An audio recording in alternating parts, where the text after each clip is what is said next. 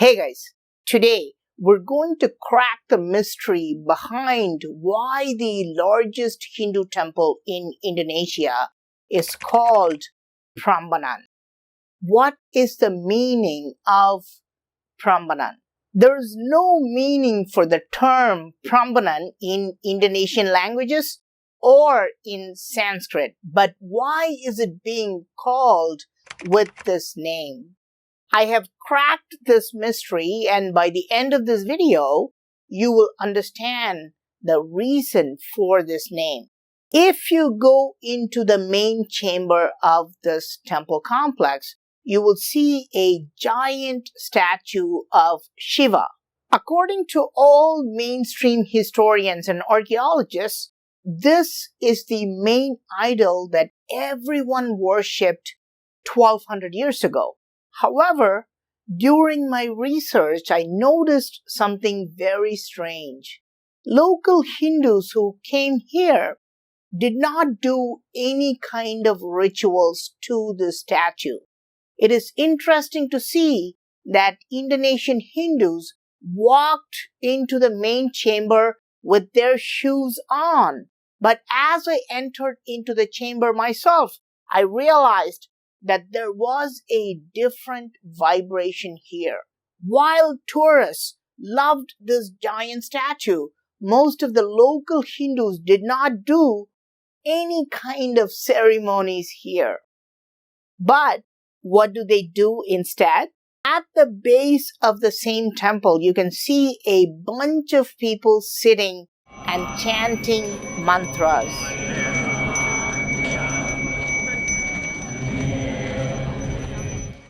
Who are they? These are Indonesian Hindus. They are the local Javanese people and they're doing their rituals. But notice that they're sitting outside the temple. They did not go inside. But there's something even more important. They're not sitting directly in front of the Shiva chamber. They're skewed to the left of the entrance. The Shiva's chamber is directly in front of the entrance. Normally, Hindus pray sitting or standing directly in front of the main god they worship. But here, they're sitting away from the entrance and the Shiva statue. Why? What are they doing? Maybe you think these people are just courteous and are not blocking the entrance, right? No, this is not a one-time thing. The next day, when I was exploring the same area again, I found this group. This is a smaller group, and they're again sitting to the left of the main entrance. I waited for them to finish, and now I'm walking up to him to find out what is going on. In India, Hindu priests normally wear saffron clothes, but this gentleman is wearing white clothes and a white cap on his head. He is a local Hindu priest. You can see the bell with a trident on top. Inside this square bag, we can see incense sticks, water, ashes, lotus flowers, etc. Let me show you my live conversation with him. You come every day? Yeah. There? No. No. Only here? Yeah. Why? Before. So he does rituals to this part, not the main part. What's your name? Yeah. Name? Naam? Prayato. Prayato. Yeah. Okay, so his name is Prayato, but he does puja to this part. This is very interesting, guys. So because this is the main temple, and he does puja here. With friend Gopal. Gopal. Gopal. Oh. Domicile di Jogja. Oh. Okay. Thank you. Namaste. Thank you. So you can see that's very strange because he's doing puja to that specific spot. And that spot is a very odd spot. There's a very interesting story about that spot. Now think about this. Why is he doing puja to that small little chamber and not the main temple, right? This is the main temple behind it. Why is he doing puja to that small chamber next to the main temple? You'd go inside and do puja to the main statue, right? There is a secret hidden in this, and it's been continuing for 1,200 years. The priests of Yogakarta only come to that small chamber and do rituals. Tell me why. Now, you may say, who knows why they worship this little chamber? In today's world, the whole idea of worshiping God itself is considered superstitious and illogical. And you may think ancient people must have randomly come up with some illogical theory as to why they should worship in front of this tiny little chamber. This is the mainstream explanation as well, but I'm going to decode the logic behind why local Hindus today and the ancient Hindus of Indonesia worship in front of this little chamber. Here is the aerial view of Prambanan main temple complex. It's an actual photo taken from a drone, not a drawing.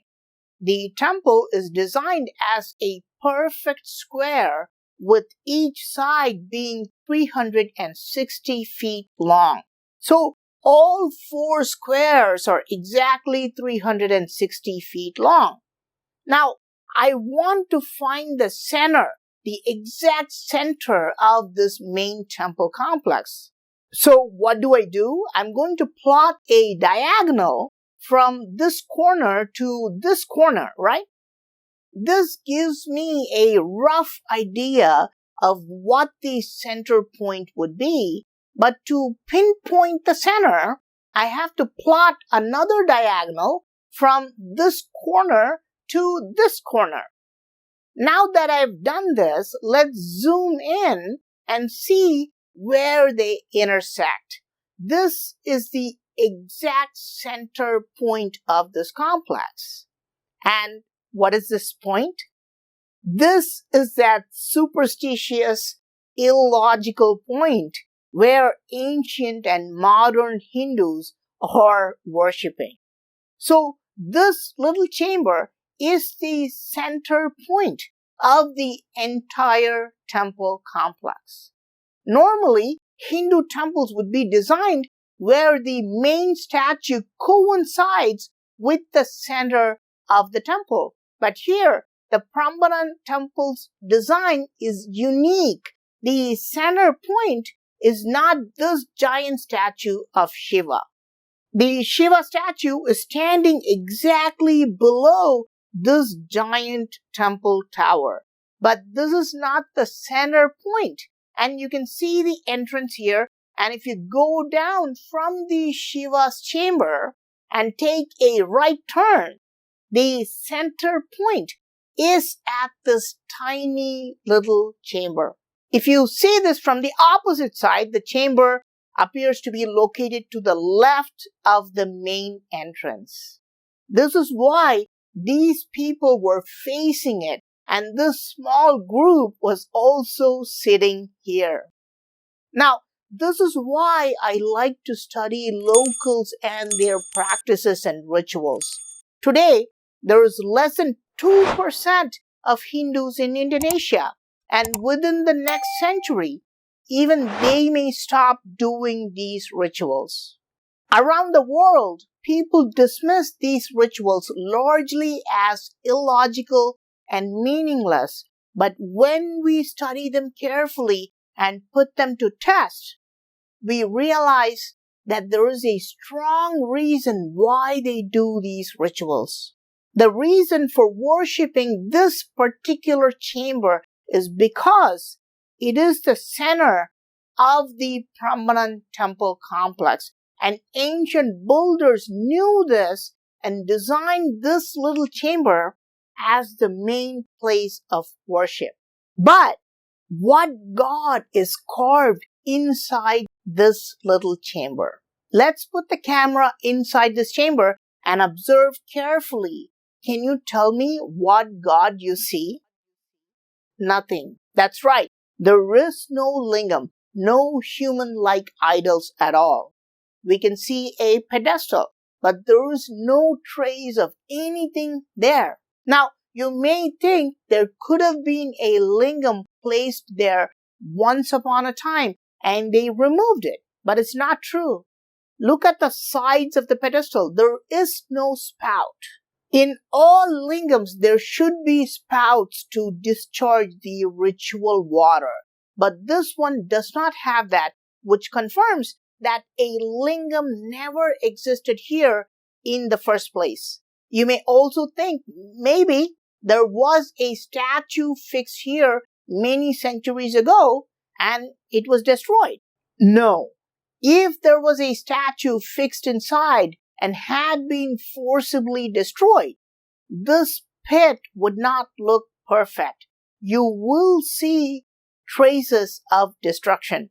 And look how there is no space at all between the pedestal and the walls. It is too tight, so no typical rituals like pouring water or cleaning rituals were ever performed here. So it is quite clear that this chamber has always been empty. Now we have solved the puzzle of why local Hindus worship this little chamber, because it is the center of the temple complex. But now another puzzle has opened up. What are they worshipping? The answer is a formless god which does not have any description and is beyond conceptualizations. It is everything and nothing. And most people think Hinduism is all about idol worship, but no, ancient Hindu texts explain God as a formless power that is omnipotent, omnipresent, and omniscient. And what is this formless God called in Sanskrit? Para-Brahman. That's right. This is why this temple is called the Prambanan Temple. The word Prambanan is merely a distortion of the Sanskrit phrase Para-Brahman, which means the formless God that pervades the entire universe and beyond. In this video, I think I've clearly shown you why it is called Prambanan, because the main god of this temple is the Para-Brahman. It's not Shiva, Vishnu, or Brahma. This is why the ancient builders also put all these three gods in the same temple complex, because there is no difference between them. And the ultimate god is Para-Brahman, or reality itself. But the crazy part is no one has connected the dots until now. Nobody has figured this out until now. Historians agree that this temple is called Prambanan, which comes from Para-Brahman, but they don't know why it bears this name. And some are confused because they think the temple refers to Brahma, but the creator god Brahma is only dedicated a smaller shrine. And some think it has to do with the Brahmins or priests who lived here. No, ancient builders dedicated this temple to Para-Brahman, this formless force which is positioned at the exact center of the temple complex and is still worshipped today. This is why we call it the Prambanan Temple. I hope you like this video. I am PraveenMohan. Thanks a lot for watching. Don't forget to subscribe, and I'll talk to you soon. Bye.